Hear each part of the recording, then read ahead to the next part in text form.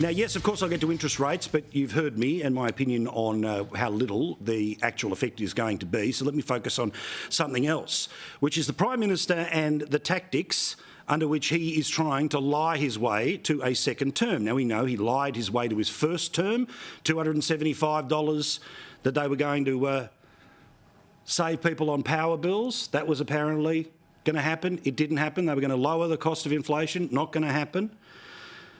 But as you know, this Medicare business, and I'm pleased others are starting to talk about it, but we were onto this last week, it's worth talking about. 2014, Peter Dutton, the full context.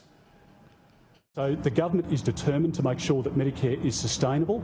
We are determined to send a price signal so that we can move away from the view that everything can be for free in health in this country, because it can't be. We're very clear about this. Medicare is dead if we can't make it sustainable today. But we are absolutely determined to make Medicare sustainable. So the Labor Party can pretend to the Australian public that things are for free.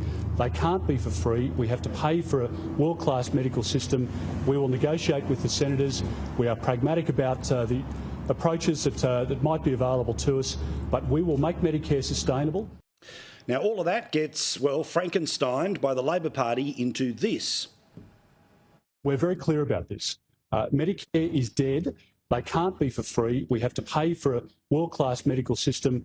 We are determined to send a price signal so that we can move away from the view that everything can be for free in health in this country, because it can't be. Authorised by Pete Erickson, ALP Canberra.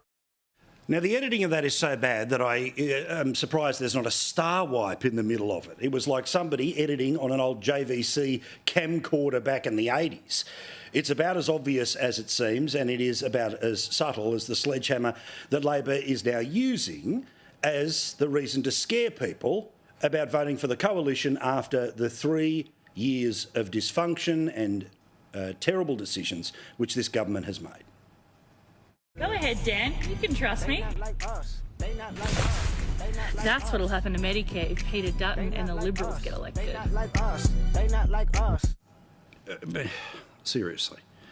Now, the reason I show you all of this again, and I know, again, you've seen lots of people start to pick this one up, it's because the Prime Minister doubled down on it today, despite the fact that it has been proven by Channel 2 that it is a lie, that it is a Frankenstein quote, that it is BS.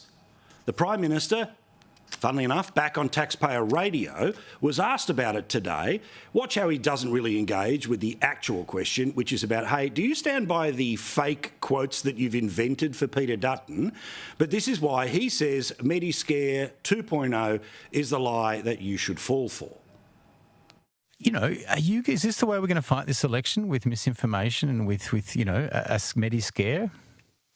Well, Peter Dutton, when he was the health minister, and remember he was voted Australia's worst health minister by doctors, tried to introduce a GP tax, so a tax every time people went to the doctor, they would have had to have made a payment, so abolishing bulk billing.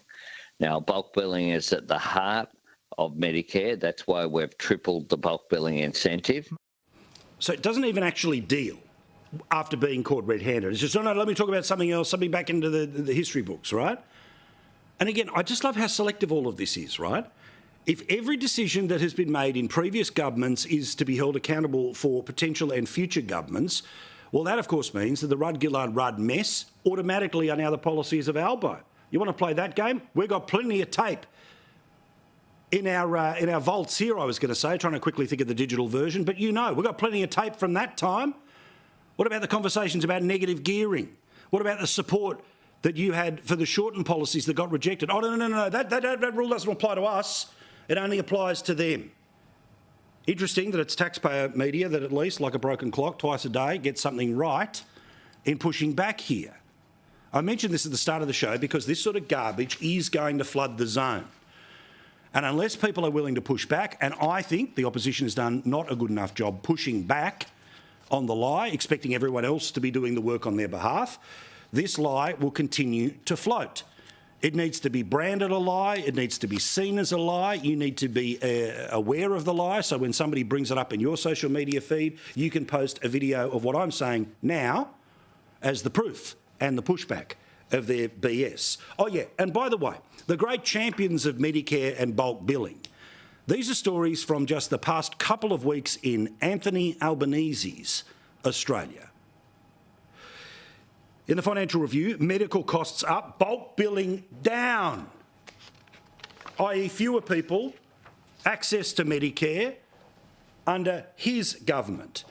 And reporting this morning in the Australian, 151 electorates, every electorate in the country have fewer people bulk billing when it comes to their own health expenses. That's the reality under Albo. They can say what they want, they can pass whatever performative little motions they want to in the Parliament. That's their record. And if everything from the past is now the present, get ready, because I'll release the floodgates, and gladly so.